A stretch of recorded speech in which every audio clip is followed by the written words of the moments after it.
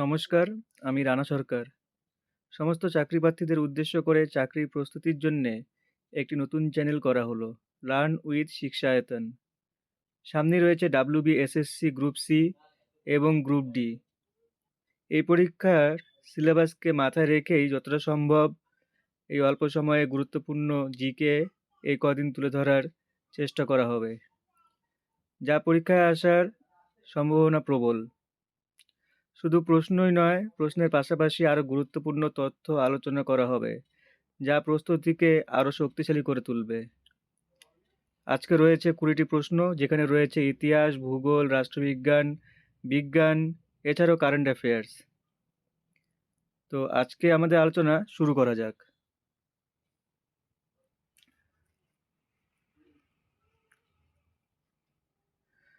প্রথমেই রয়েছে বিজ্ঞান থেকে একটি প্রশ্ন, অথবা মানবদেহের কোষে থাকে কতগুলি ক্রোমোজোম?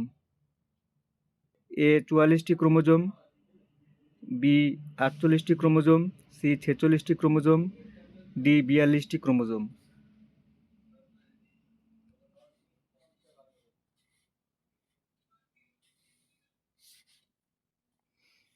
এর উত্তর 46টি ক্রোমোজোম। এই 46টি ক্রোমোজোমের মধ্যে অটোসোম রয়েছে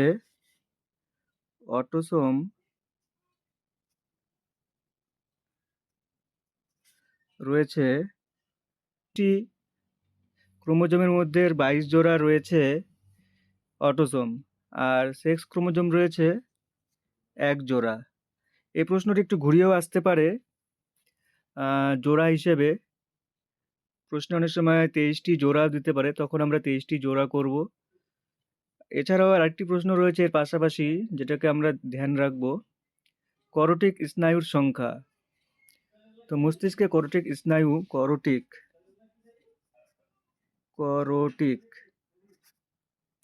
করটিক স্নায়ুর সংখ্যা 12 জোড়া, অর্থাৎ 24টি। এরপরে চলে আসি দ্বিতীয় প্রশ্নে, এটাও বিজ্ঞান থেকে। ভিটামিন এ এর অভাবে যে রোগ হয়, ভিটামিন এ এর অভাবে যে রোগ হয়। এ রাতকানা, বি রিকেট, সি চুল পড়া, সি স্কারভি, ডি স্কারভি। এটা ডি হবে।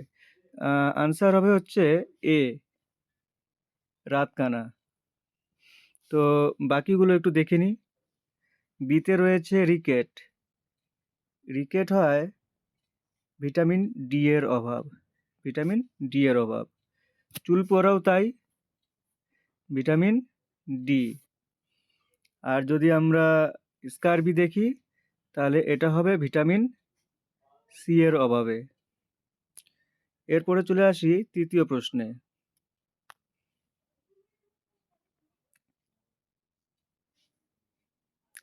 প্রথমে দুটো ছিল বিজ্ঞানকে কেন্দ্র করে, তৃতীয় প্রশ্নটিকে দেখতে পাচ্ছি রাষ্ট্রবিজ্ঞান কেন্দ্রিক। কংগ্রেস শব্দটি প্রাপ্ত হয়েছিল কোথা থেকে? এ উত্তর আমেরিকার ইতিহাস থেকে, বি আইরিশ ইতিহাস থেকে, সি ব্রিটিশ কমনওয়েলথ থেকে, ডি মহাবিদ্রোহের ইতিহাস থেকে।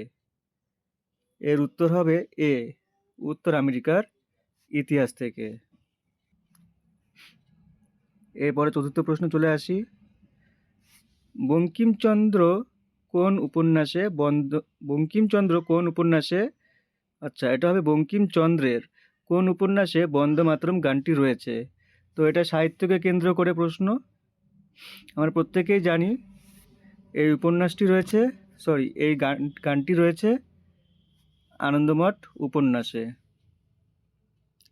আর যদি প্রশ্ন আসে বঙ্কিমচন্দ্রের প্রথম উপন্যাস কোনটি, বাংলা উপন্যাস, যদি প্রথম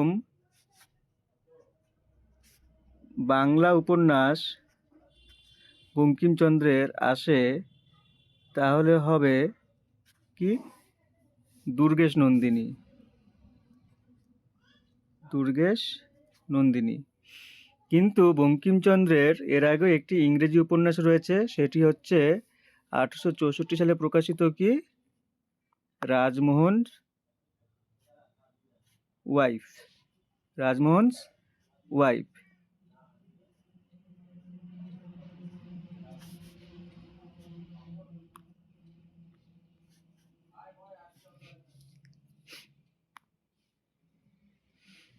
পঞ্চম প্রশ্নে চলে আসি। ভারতের সবচাইতে বড় সেচ খালের নাম কি? ভারতের সবচাইতে বড় সেচ খালের নাম ইন্দিরা গান্ধী খাল। এছাড়াও অপশনে রয়েছে দেখো, পানামা খাল, সুয়েজ খাল, ভাকরা খাল। তো সুয়েজ খাল হচ্ছে কোথায় অবস্থিত, যদি প্রশ্ন আসে সুয়েজ খাল কোথায় অবস্থিত, তাহলে সেটা হবে মিশরে। কোথায় দেখতে পাওয়া যায় এটা? ভূমধ্যসাগর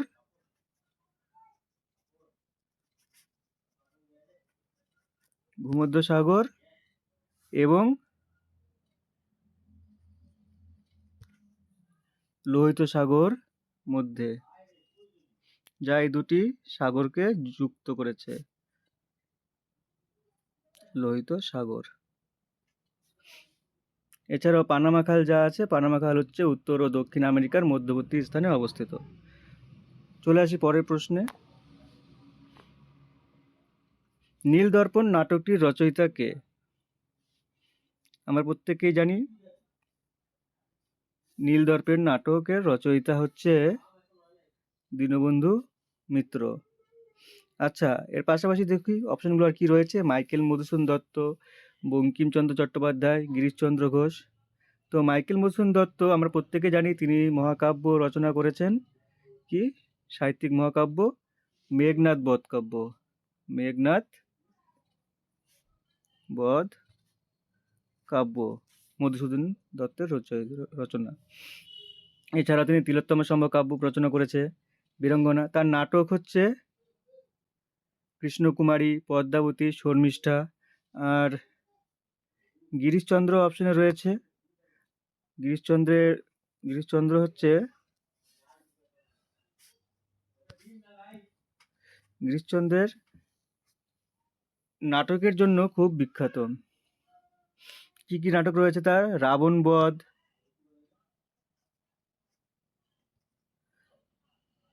অভিমন্যু বধ, বিল্বমঙ্গল, প্রফুল্ল,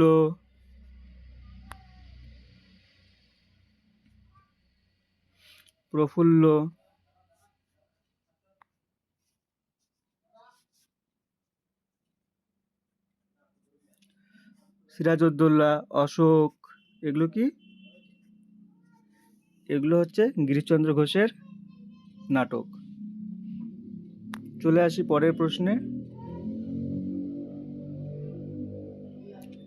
7 নম্বর প্রশ্ন ভূগোল থেকে। দক্ষিণ ভারতের বৃহত্তম কার্পাস বয়ন কেন্দ্র কোনটি? দক্ষিণ ভারতের বৃহত্তম কার্পাস বয়ন কেন্দ্র, এটি আরেকভাবে আসতে পারে কি? দক্ষিণ ভারতের ম্যানচেস্টার। দক্ষিণ ভারতের ম্যানচেস্টার অথবা দক্ষিণ ভারতের বৃহত্তম কার্পাস বয়ন কেন্দ্র হচ্ছে কোয়েম্বাটুর এ। এছাড়াও অপশন আমরা কি দেখতে পাচ্ছি আরও? ব্যাঙ্গালোর, মহীশূর, পন্ডিচেরি। যাই হোক, দক্ষিণ ভারতের বৃহত্তম কার্পাস বয়ন কেন্দ্র হচ্ছে কোয়েম্বাটুর। আর এছাড়াও আমরা আরেকটি এর কাছাকাছি একটা প্রশ্ন দেখতে পাই, ভারতের ম্যানচেস্টার। তো যখন যদি ভারতের ম্যানচেস্টার প্রশ্নে আসে তাহলে কি হবে? তাহলে হবে আহমেদাবাদ।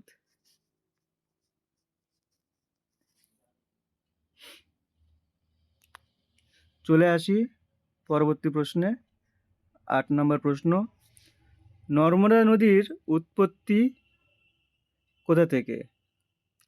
এ রয়েছে সাতপুরা, বি অমরকণ্টক, সি বিন্ধ্য পর্বত, ডি আরাবল্লী পর্বত। নর্মদা নদীর উৎপত্তি অমরকণ্টক। এটি কোথায় অবস্থিত? এটি হচ্ছে মধ্যপ্রদেশে অবস্থিত।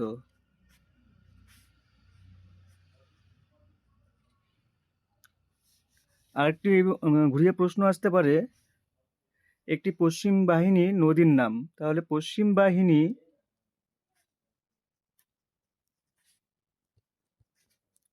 বাহিনী নদী পশ্চিম বাহিনী নদী নর্মদা নদী। ঠিক আছে, চলে আসি পরের প্রশ্নে। আরেকটি ভূগোল কেন্দ্রিক প্রশ্ন। পৃথিবীর গভীরতম হ্রদ কোনটি? পৃথিবীর গভীরতম হ্রদ কোনটি? অপশনে এ রয়েছে ডাল হ্রদ, বি কাস্পিয়ান সাগর, সি বৈকাল হ্রদ, ডি সুপেরিয়র। তো আমরা প্রত্যেকেই জানি এর উত্তর হয়ে যাবে বৈকাল হ্রদ, যা রাশিয়ার কোথায় অবস্থিত? রাশিয়ার সাইবেরিয়াতে অবস্থিত। আর যদি প্রশ্ন আসে বিশ্বের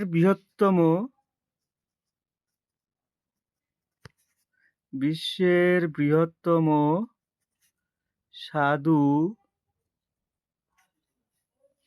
স্বাদু জলের হ্রদ, তাহলে হয়ে যাবে উত্তর আমেরিকার সুপেরিয়র। তখন কি হয়ে যাবে? উত্তর আমেরিকার সুপেরিয়র।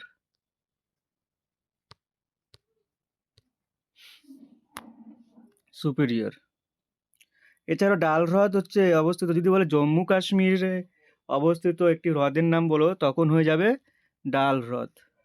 ঠিক আছে, পরবর্তী প্রশ্নে চলে আসি। 10 নম্বর প্রশ্ন। ভারতের সবথেকে বেশি চা উৎপাদনকারী রাজ্যের নাম বলো। তো অনেকেই দার্জিলিং ভেবে পশ্চিমবঙ্গ করে দিয়ে আসবে। তো অপশনে রয়েছে এ পশ্চিমবঙ্গ, বি কেরালা, সি অসম, ডি চেন্নাই। এর উত্তর হয়ে যাবে অসম। চলে আসি পরবর্তী প্রশ্নে। লখনৌ কোন নদীর তীরে অবস্থিত?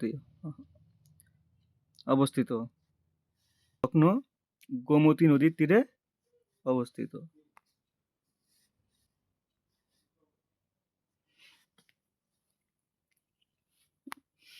চলে আসি 12 নম্বর প্রশ্নে। অসহযোগ আন্দোলন কত সালে শুরু হয়? অপশন এ তে রয়েছে 1919, অপশন বি তে রয়েছে 1920, অপশন সি তে রয়েছে 1932, অপশন ডি তে রয়েছে 1921। খুবই গুরুত্বপূর্ণ একটি প্রশ্ন। আমরা জানি 1919 সালে কি হয়? জালিয়ানওয়ালাবাগ হত্যাকাণ্ড হয়। সেটা কিসের বিরোধিতা করেছিল? Rowlatt act. সেই ঘটনা হওয়ার পরেই মহাত্মা গান্ধী 1920 সালে কি করে? অসহযোগ আন্দোলনের ডাক দেন। তাহলে এটা উত্তর হয়ে যাবে 1920 সাল। তাহলে 1919 সালে জালিয়ানওয়ালাবাগ হত্যাকাণ্ড এবং খিলাফত আন্দোলনের প্রতি ব্রিটিশ সরকারের অন্যায় বিরুদ্ধে প্রতিবাদ হচ্ছে 1920 সালে অসহযোগ আন্দোলন। ঠিক আছে, এরপরে চলে আসি 13 নম্বর প্রশ্নে। ভারতীয় নাগরিকতা আইন পাস হয় কোন সালে? অনেকেই হয়তো তাড়াহুড়ো করে 1947 সাল করে দিয়ে আসবেন বা 1950 সালও করে দিতে পারেন, কিন্তু এর উত্তর হবে 1955 সাল।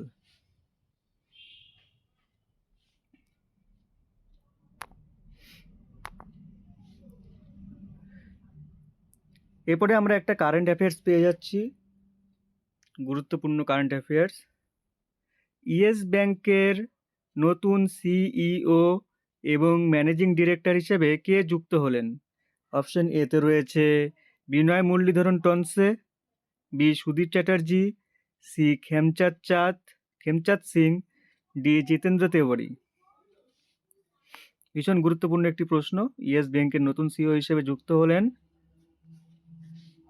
বিনয় মুরলীধরন টনসে, সম্ভবত 12ই ফেব্রুয়ারিতেই।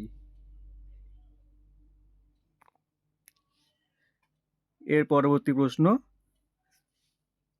বাংলাদেশের, অর্থাৎ আমাদের পার্শ্ববর্তী দেশ বাংলাদেশ, সেখানে কিছুদিন আগেই ভোট হয়ে গেল এবং নতুন প্রধানমন্ত্রী নিযুক্ত হলেন ভোটে জয়ী হয়ে। তো বাংলাদেশের বর্তমান প্রধানমন্ত্রীর নাম কি? এই প্রশ্নের উত্তর আমি বলবো না।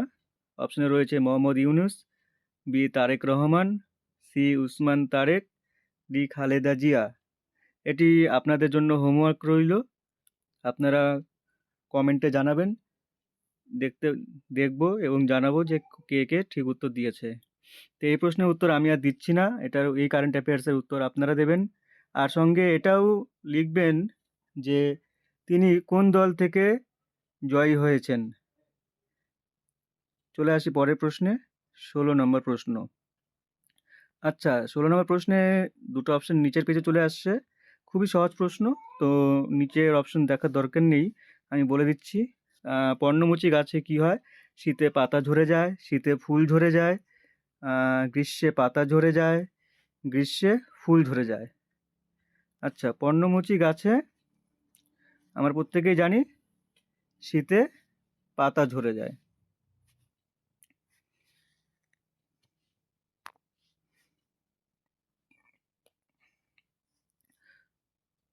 গ্রুপ সি, গ্রুপ ডি পরীক্ষায় অতটা কঠিন প্রশ্ন আসবে না, তবুও আমি যতটা সম্ভব মডারেট করার চেষ্টা করছি বেছে বেছে। আচ্ছা, এই যে একটা ১৭ নম্বরের খুব গুরুত্বপূর্ণ প্রশ্ন ভারতীয় ইতিহাসের। তৃতীয় গোলটেবিল বৈঠকে উপস্থিত ছিলেন কে? মহাত্মা গান্ধী, জওহরলাল নেহেরু, বি আর আম্বেদকর, মদন মোহন মালব্য। ভীষণ গুরুত্বপূর্ণ। তিনটি গোলটেবিল বৈঠক হয়েছিল। কি কি? প্রথম, দ্বিতীয় এবং কি তৃতীয়। আচ্ছা, এই প্রশ্নের আলোচনা একটু পরে করছি, আগে এই উত্তরটা দিয়ে নিই। তৃতীয় গোলটেবিল বৈঠক উপস্থিত ছিলেন আম্বেদকর। আর তিনটি টেবিলেই অংশগ্রহণ করেছিলেন কে? বি আর আম্বেদকর এবং কে? তেজ বাহাদুর সাপরু। তেজ বাহাদুর সাপরু তিনটি গোলটেবিল বৈঠকেই অংশগ্রহণ করেছিলেন। এছাড়া মহাত্মা গান্ধী অংশগ্রহণ করেছিলেন কোথায়? দ্বিতীয় গোলটেবিল বৈঠকে। যদি প্রশ্ন আসে মহাত্মা গান্ধী কোন গোলটেবিল বৈঠকে অংশগ্রহণ করেছিলেন, সেটি হবে দ্বিতীয় গোলটেবিল বৈঠক। আরেকটি গুরুত্বপূর্ণ ব্যাপার, এই তিনটি গোলটেবিল বৈঠকই হয়েছিল কোথায়?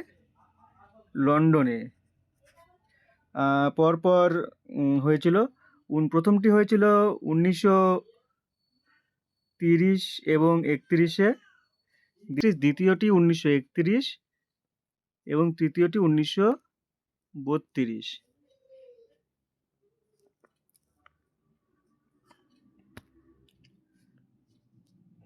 চলে আসি 18 নম্বর প্রশ্নে। কাকোরি ষড়যন্ত্র মামলায় কে যুক্ত ছিলেন? খুবই গুরুত্বপূর্ণ প্রশ্ন। এই অপশনে রয়েছে অরবিন্দ ঘোষ, বিতে সূর্য সেন, সিতে খান আব্দুল গফর খান, ডি আশফাকুল্লাহ। তো এই প্রশ্নের উত্তর হয়ে যাচ্ছে আশফাকুল্লাহ।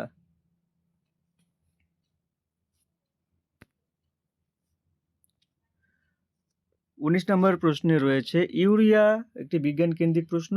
ইউরিয়া কোথায় সংশ্লেষিত হয়? ইউরিয়া কোথায়, মানে আমাদের মানবদেহে কোথায় সংশ্লেষিত হয়? এ প্লীহা, বি যকৃৎ, সি বৃক্ক, ডি পাকস্থলী। ইউরিয়া যকৃতে সংশ্লেষিত হয়। চলে আসি পরের প্রশ্নে। মল্লিকা সারাভাই, এটি একটি সাংস্কৃতিক কেন্দ্রিক প্রশ্ন। মল্লিকা সারাভাই কোন ক্ষেত্রের সঙ্গে যুক্ত? ধ্রুপদী সঙ্গীত, উচ্চাঙ্গ সঙ্গীত, বেহালা বাদক, ধ্রুপদী নৃত্য। এই প্রশ্নের উত্তর হয়ে যাচ্ছে ধ্রুপদী নৃত্য।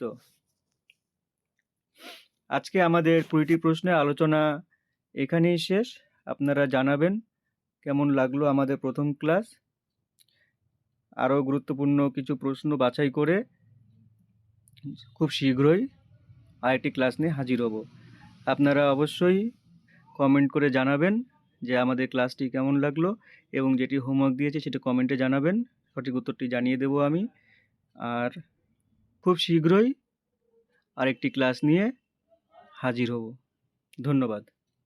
সঙ্গে থাকুন লার্ন উইথ শিক্ষায়তনের।